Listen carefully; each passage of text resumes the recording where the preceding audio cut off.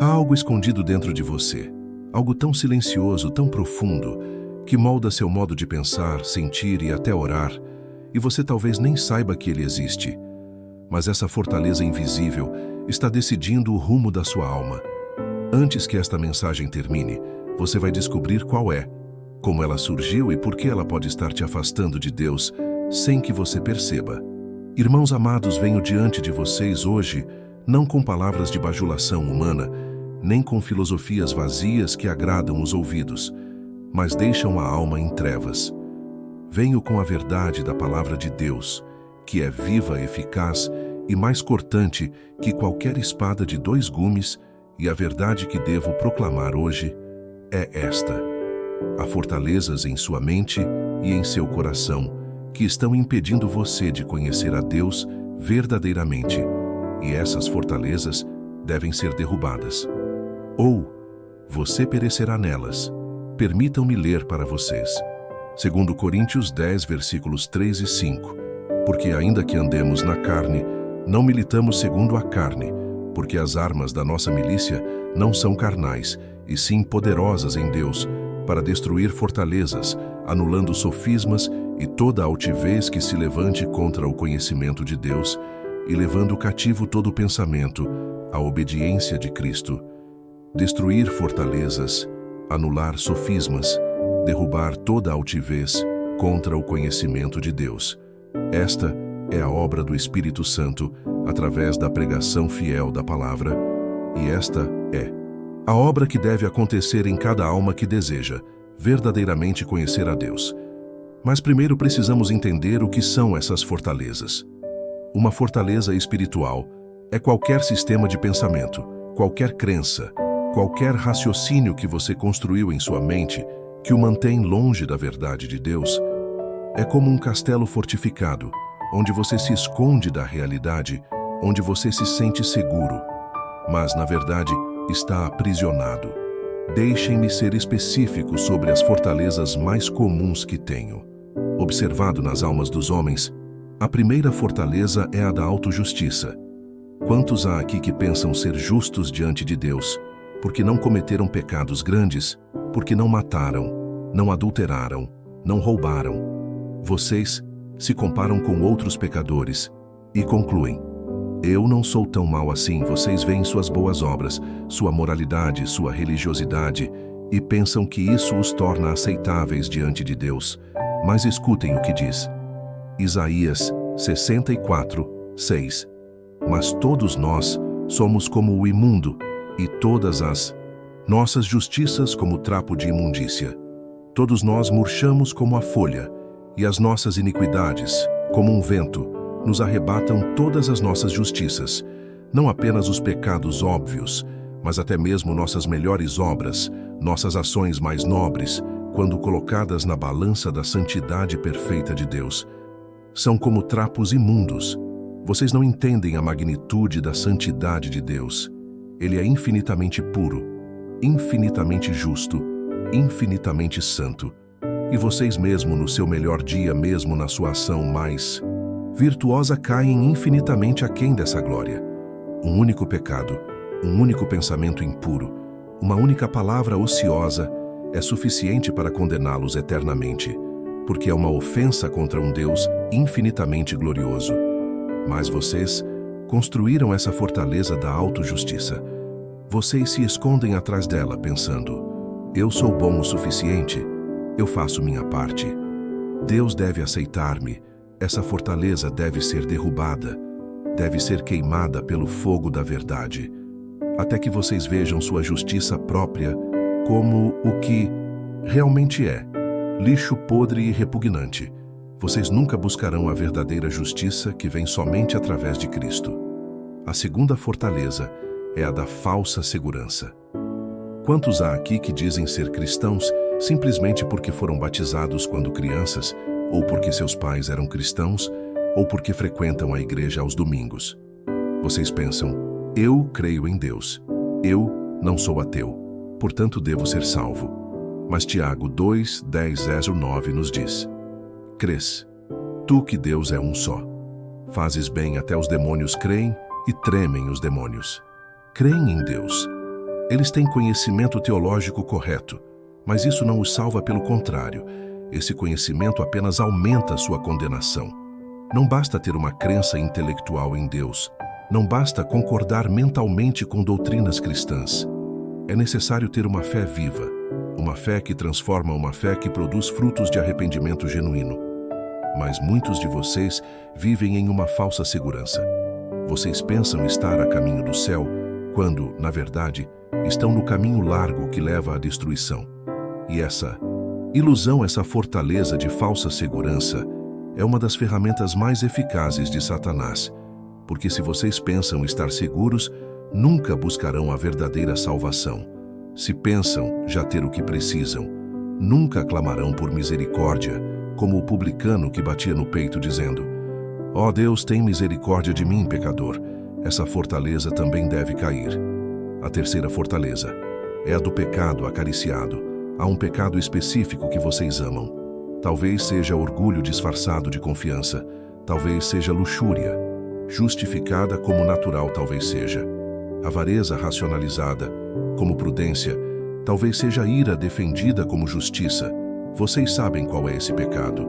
Deus sabe qual é esse pecado. E vocês construíram argumentos elaborados em sua mente para justificá-lo, para mantê-lo, para não abandoná-lo. Mas escutem as palavras de Jesus em Mateus 5, 29 e 30. Se o teu olho direito te faz tropeçar, arranca-o e lança-o de ti. Pois te convém que se perca um dos teus membros, e não seja todo o teu corpo lançado no inferno. E se a tua mão direita te faz tropeçar, corta-a e lança-a de ti. Pois te convém que se perca um dos teus membros, e não vá todo o teu corpo para o inferno. Jesus não está falando literalmente sobre mutilação física. Ele está usando linguagem dramática para enfatizar uma verdade crucial. Qualquer coisa que o mantenha longe de Deus deve ser radicalmente removida. Não importa quão preciosa seja para você. Mas vocês não fazem isso. Vocês negociam com Deus. Senhor, eu vou abandonar este pecado, mas deixe-me manter. Aquele eu vou mudar minha vida eventualmente quando for mais conveniente. E, enquanto isso, vocês constroem fortalezas de racionalização. Todos fazem isso, não é tão grave assim. Deus entende minha situação. Eu vou parar depois, mas deixem-me dizer-lhes algo com toda a solenidade que posso reunir.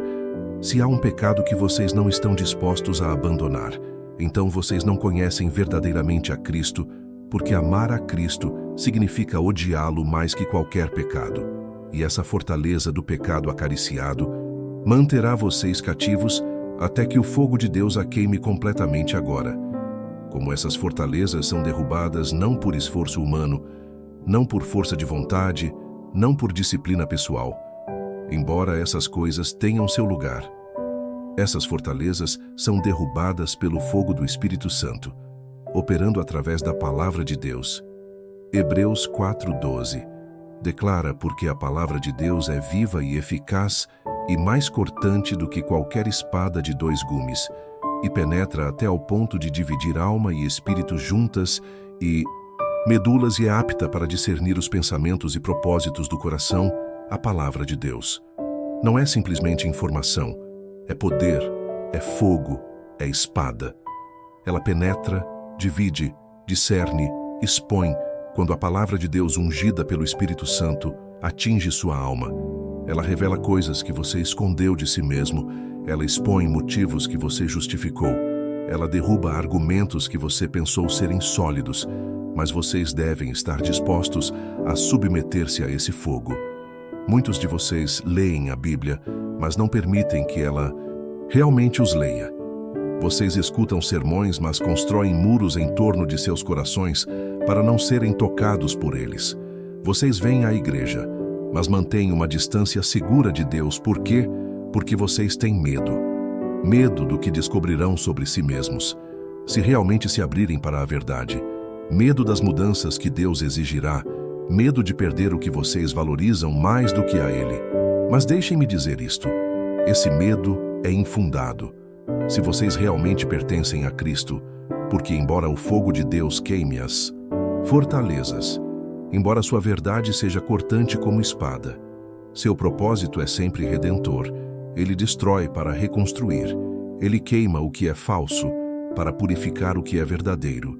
Ele derruba fortalezas, não para deixá-los vulneráveis, mas para torná-los verdadeiramente livres.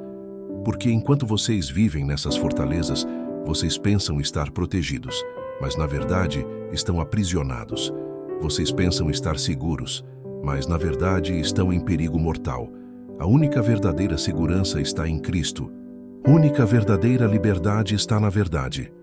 Jesus disse em João 8:32, "E conhecereis a verdade, e a verdade vos libertará. Mas antes que a verdade os liberte, ela os confrontará, antes que ela os cure. Ela os ferirá, antes que ela os exalte. Ela os humilhará." Este é o caminho, não há atalhos agora. Deixem-me falar diretamente a diferentes grupos aqui presentes para aqueles que se consideram cristãos, mas nunca experimentaram uma verdadeira convicção de pecado. Nunca choraram pela sua condição. Diante de um Deus santo, nunca clamaram por misericórdia do fundo de sua alma. Examinem-se e provem-se, porque é possível ter a forma da piedade, mas negar o seu poder para aqueles que sabem que estão vivendo em pecado, que estão brincando com fogo, que estão enganando a si mesmos, pensando que podem continuar nesse caminho e ainda assim serem salvos. No final, arrependam-se. Agora, hoje, é o dia da salvação. Amanhã pode ser tarde demais para aqueles que estão confiando em suas próprias obras, em sua própria bondade, em sua própria religiosidade. Abandonem essa confiança miserável. Lancem-se completamente na misericórdia de Deus em Cristo, porque nenhuma carne será justificada diante dele pelas obras da lei. E para aqueles que verdadeiramente conhecem a Cristo, mas permitiram que fortalezas fossem reconstruídas em suas vidas, retornem, voltem ao primeiro amor. Permitam que o fogo de Deus queime novamente em suas almas. O fogo que derruba fortalezas não é algo que vocês podem fabricar, não é emoção manipulada, não é histeria religiosa. É a obra soberana do Espírito Santo, aplicando a verdade de Deus ao coração. Mas vocês podem posicionar-se para recebê-lo. Vocês podem abrir seus corações em vez de fechá-los. Vocês podem clamar por ele em vez de resistir. Provérbios 1:23 diz: "Atentai para a minha repreensão. Eis que vos derramarei abundantemente o meu espírito e vos farei saber as minhas palavras." Atentem, ouçam, recebam a repreensão, e então Deus derramará abundantemente seu espírito. Deixem-me encerrar com uma advertência solene e uma promessa gloriosa. A advertência é esta: se vocês resistirem continuamente a esta obra de Deus, se endurecerem seus corações contra a verdade, se preferirem suas fortalezas à liberdade em Cristo, virá um dia quando será tarde demais. Provérbios 1:24-26 adverte: "Porque clamei e vocês recusaram, estendi minha mão e não houve quem desse atenção. Antes rejeitaram todo o meu conselho e não quiseram a minha repreensão. Também eu me rirei na vossa desventura e zombarei quando vier o vosso terror. Que palavras aterradoras! Mas são as palavras de Deus. Mas a promessa é esta para aqueles que se humilham, que permitem que suas fortalezas sejam derrubadas, que abraçam a verdade. Não importa quão dolorosa seja, há perdão completo. Libertação total e vida abundante em Cristo." Romanos 10:13. Promete: todo aquele que invocar o nome do Senhor será salvo. Todo aquele. Não importa quão profundo seja seu pecado, não importa quão altas sejam suas fortalezas, não. Importa quão longe você tenha ido. Se você clamar a Cristo com fé genuína, se você vier a Ele quebrantado e humilhado, se você abandonar suas fortalezas e se lançar em sua misericórdia, você será salvo. Então, eu pergunto a vocês: agora vocês permitirão que o fogo caia?